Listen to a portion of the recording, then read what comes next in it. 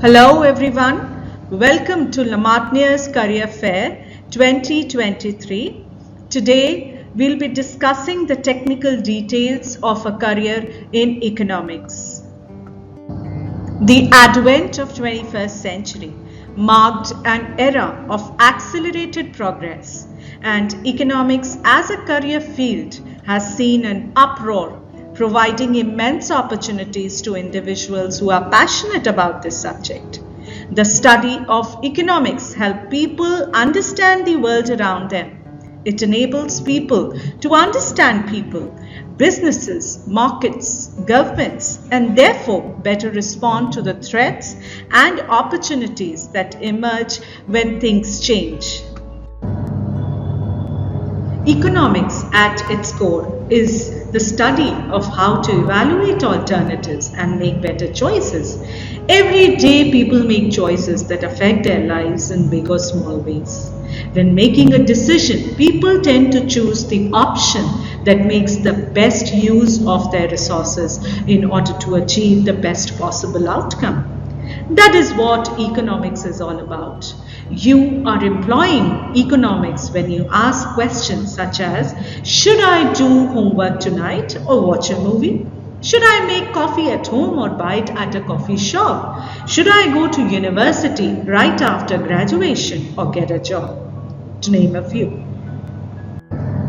Economics can be described in a variety of ways.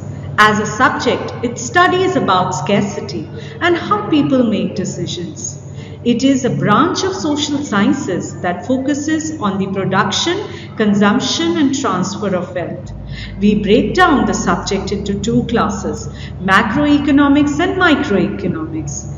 Macroeconomics is the branch of economics that focuses on the large-scale factors such as interest rates and national and international productivity, whereas microeconomics focuses on the behavior of individuals, businesses, and organizations when it comes to using their wealth. The scope of the subject is significant at both national and international levels because the ever-increasing role of economics is being understood by nations and organizations. There is an extensive demand for economic researchers, analysts, consultants, and strategists who are well trained to understand the changing economic trends. Economic advisors are now seen as an inevitable part of any small or large-scale organizations.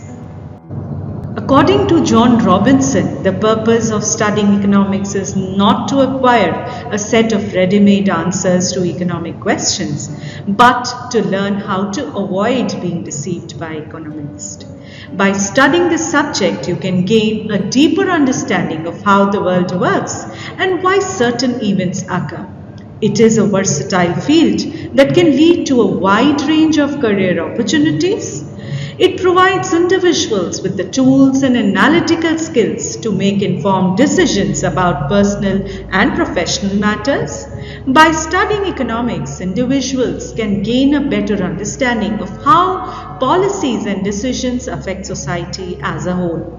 It can lead to better public policy decisions that can improve people's lives. The subject teaches critical thinking, problem solving, and analytical skills that are valuable in many aspects of life. Studying this subject can also help individuals become better informed citizens and engage in meaningful debates about economic policy issues. An annual study by the National Association of Colleges and Employers consistently finds that employers want the skill gained from studying economics, the ability to make decisions, solve problems, obtain and process information, analyze data, write and speak effectively. According to US Bureau of Labor Statistics, the job market for economists is expected to grow by about 6% by the year 2028. Let us have a look on various economic courses that can be pursued after class 12 and graduation. We have BA Honours Economics, BA Economics plus Commerce, BSc in Economics, BSc in Politics, Economics and Analytics, BSc in Economics with Data Science. We have some PG programs as well, MSc in Agricultural Economics, Integrated MA in Economics, MA Economics with specialization in Energy Economics, MA in Applied Economics, MA in Core Economics, PhD in Economics and MPhil in Economics. Let us see the eligibility criteria for economic courses after class 12th. The student should have completed 10+2 level from a recognized board. He should have secured a minimum of 50% in 10+2 examination. Most of the institutes require economics with maths as compulsory subject in 10+2. PCM students may also apply.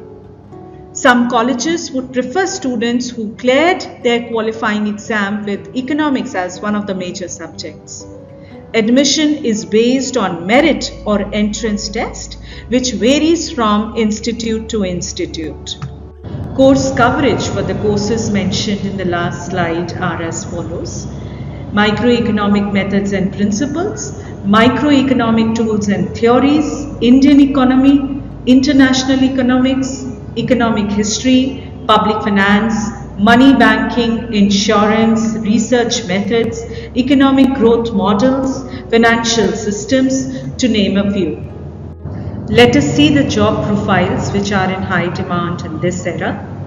You can be appointed as investment analyst, investment administrator, economist, economic researcher, sales analyst, financial service manager, professor, cost estimator, customer profit analyst, fixed income portfolio manager, foreign trade analyst, market research analyst, financial risk analyst, data analyst, financial planner, chartered accountant.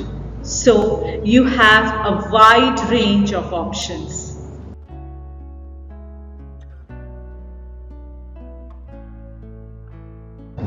The average salary for the job profiles mentioned above ranges between INR 6 lakhs to 10 lakhs.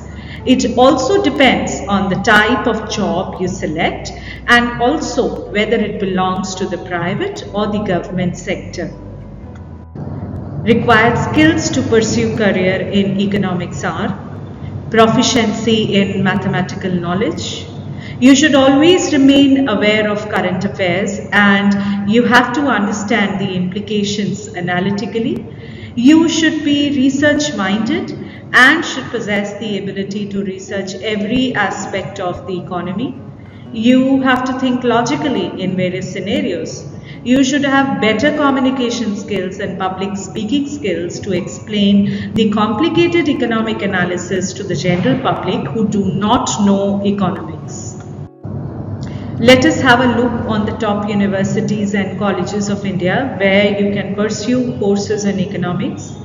Delhi School of Economics, University of Delhi, Jawaharlal Nehru University, New Delhi, University of Bombay, Mumbai, University of Agricultural Sciences, Bangalore, Stephens College, Delhi University, Bangalore University, Sri Ram College of Commerce, Delhi, Lady Sri Ram College for Women, Delhi, Hansraj College, Delhi, Hindu College, Delhi, Presidency College, Kolkata, Xavier's College, Kolkata, Xavier's College, Mumbai, Loyola College, Chennai, Symbiosis School of Economics, Madras School of Economics, IIT Kanpur, Indian Statistical Institute, Kolkata, to name a few. Last but not the least, let us see the future prospects of economics field. Indian economic services, banking services within the public sector, private and foreign banks, international agencies, work as a consultant. You can of course go in for your own startup, that is entrepreneurship, and of course you can go in for your noble profession, that is teaching. So this is all from my side. Hope my presentation would inspire you to opt economics as your core specialization for career prospects. Thank you.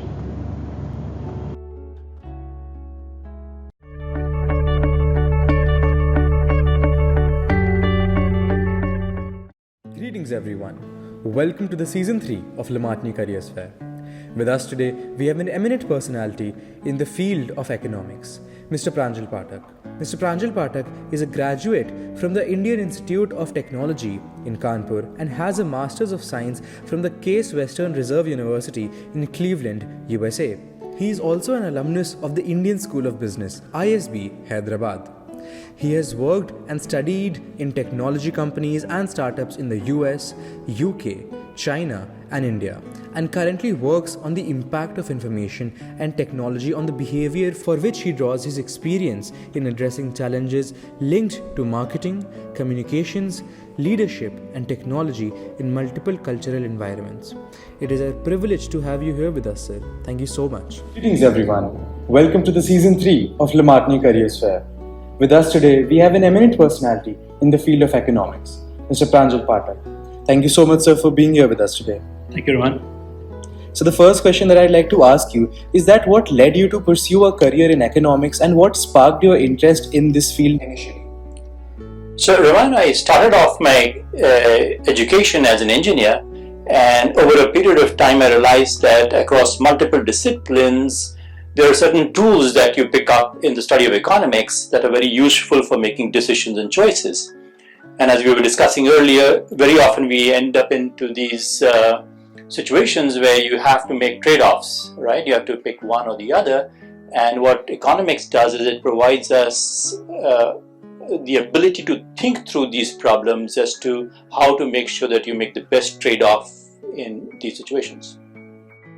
Alright, so thank you so much for that answer. Recently, we've seen a lot of new sort of careers coming up, namely behavioral economics and environmental economics. So could you tell us more about that and what are the career prospects that these particular domains of economics entail? So a good way to address this would be to first get a brief idea as to what you would do or the kind of problems that you would think of when you're dealing with these subdomains within economics. So let's look at behavioral economics, right? To some extent, behavior determines the choices that we make, and that is why understanding human behavior becomes key to this science. One assumption in economics is that people tend to be selfish, they make choices for their own interest, self-interest, and the other thing is that they behave rationally. That means the choices that they'll make will be for their personal benefit. Over a period of time, one realizes though that this is not always the case, right? We make sometimes choices that are emotional, or there are limitations to how rationally we can think because of the complexities of the problems. So behavioral economics looks at these kinds of problems, and if it interests you, then this is the direction that you should take. However, at the same time, all of these subdomains of economics have developed because one or the other domain was trying to solve a problem that is relevant for them. So it is difficult for you to escape knowing about one domain or the other and be completely focused on another domain. So let's look at environmental economics, which is a very critical thing at this point, right? If you're worried about where the world is headed, if you're worried about climate change, then it's something which you should be concerned about. Now, one can get really emotional about it, and one can say that we need to get rid of oil and gas as soon as possible. That could lead to us shooting ourselves in the foot if you're not careful. If we get rid of oil and gas too rapidly, we will have an energy crisis. Things that work right now will stop working, will fail, and it could also lead to wars. So it becomes critical that when you think through the problem of environmental economics, you have a good understanding of microeconomics, macroeconomics, behavioral economics, and across the board. And if you would have probably heard that economists are thinking about something called like the carbon credits, right? So they're trying to figure out ways as to how can they incentivize people or corporations in order to make choices that are friendly and good for the environment. So as opposed to just going ahead and emotionally making a statement that we need to get rid of oil and gas, we need to get rid of all the negativity out there, what they actually need to do is that some of these things that are very integral part of our lives, and how do we incentivize things, and this is the environmental economist who's thinking, that how do we incentivize things so that we can change the behavior of the people. So to some extent, you are using all of these subfields of economics when you're making your choices. Okay, thank you so much for that comprehensive answer. Another thing that I'd like to ask you is that there are a lot of skills that are required to be a good economist, right? There's a lot of data analysis involved, specifically in such a technical field as economics. So, could you tell us maybe more about a skill such as data analysis, and what are some other skills that are integral in order to become a very successful economist? So you hit the nail on the head. Analysis is a very key part of being a successful economist. And data analysis is one subset of analysis. So let me give a classification that might be interesting for every one of us. There is data, then there is information, and then there is knowledge, and then there is wisdom. And each of these are different. So data builds up, and from there you extract information. Information builds up, from there you build knowledge. Knowledge builds up, and from there you gather wisdom. And the analytical skills of an economist need to go right across the board. You need to go from data to wisdom, because it is possible to look at data and come up with almost opposing outcomes, right? And depending on which part of the data you focus on. Of course, data is extremely powerful, and we'll talk about it at some point and later. However, so analysis is one big skill that an economist should have, and it's not just analysis of data; it is analysis of complex systems. The communication is another skill that the economist needs to have. Number crunching, which kind of is linked to data, is critical. However, at the same time, it is possible for you to be an extremely successful economist without getting too much into the mathematics and statistics side of things. Sir, I'd like to ask you a follow-up question on that. And you mentioned how communication is an integral skill in order to be a successful economist. So I was going to ask you about soft skills. So in a field which is very technical, such as the data science and specifically what we're talking about today, economics, to what extent is being a good communicator required to have a successful career? To be successful in your career, you need to be able to convince people. That's what makes you go higher and higher, because the higher you go, the more people you can convince, or you need to convince. And communication is critical for convincing people. So you need to be able to understand complex issues, and you have to break them down into simpler language so that you can put it across. Of course, communication is more than just using language. You have to be able to you have to be able to be responsive to your audience. So you have to see you can't go with a premeditated action, right? So you have to see which direction or what questions are arising in the minds of your target audience, and then change accordingly. And this is particularly critical for economists, much more than, let's say, mathematicians or academicians, because you operate in environments where the success of the economist is dependent on a whole lot of people following the things that you're telling them to do, right? And so communication, that's why it becomes critical. And a lot of young people in the workforce, a lot of young students, they are more focused on hard knowledge. They want to show that they understand maybe the algorithms, maybe the theories that exist out there, but they don't focus enough on people skills, right? And communication is one of the critical part of people skills. Thank you so much, sir, for that answer. Suggestion and interdisciplinary work have become increasingly important in economics. How can economists collaborate with professionals from various disciplines to solve the complex economic challenges? So, communication, of course, is key for collaboration. Beyond that, you have to be focused on active listening. And what active listening does is it helps us develop an appreciation for what the other team members might be talking about. Now, there are two ways in which collaboration gets structured, right? One is it is built into the organization that you are working with. So if you are in the government, there will be certain processes that are in place. If you are in the corporate sector, there will be a certain different set of processes in place which are tuned towards the environment that you're operating in. Now, economists also collaborate on the international scale, right? So each of these have different protocols which are built into the structure of the organization, and that if you follow those structures, if you understand those structures, collaboration is built into it. There's the second aspect of collaboration. The second aspect is dependent on your individual skills and behavior, the attitude that you bring to the table. And that is where active listening comes into play, And another critical thing which I tell people that improving collaboration, that is learning to appreciate others and being able to say that I don't know. And this is critical because if you are in a multidisciplinary environment, then each of these various disciplines are approaching the same problem from different perspectives, and they have found different paths, and those paths are valid, they're successful paths. However, with our own expertise in one particular field or one subdomain of that field, we may not have enough appreciation for the other path, and that is where you have to learn to say I don't know, so that you can understand and take the time to figure out what the other guys are saying, right? What the other experts are saying. Yes, so definitely communication and having a learning appetite is something very important for the youth today. The next question which I have for you is, the landscape of economics is constantly evolving. So how can the aspiring economists stay up to date with the recent trends and technologies which are emerging in this ever-evolving world? So lifelong learning is absolutely essential, particularly nowadays where there has been an explosion of knowledge across fields. One way to make sure that you stay on top of things is to become an expert in what you already know. And there are two approaches. Of course, I could tell you that you should go and read this journal or pay attention to these books, what's going on in the field.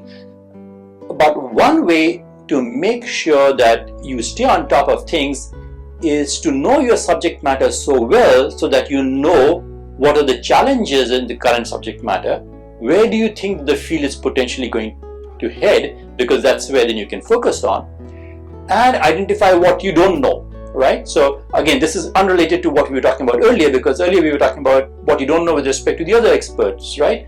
But here, what you're trying to do is you're trying to define the limits of the body of science that you're pursuing.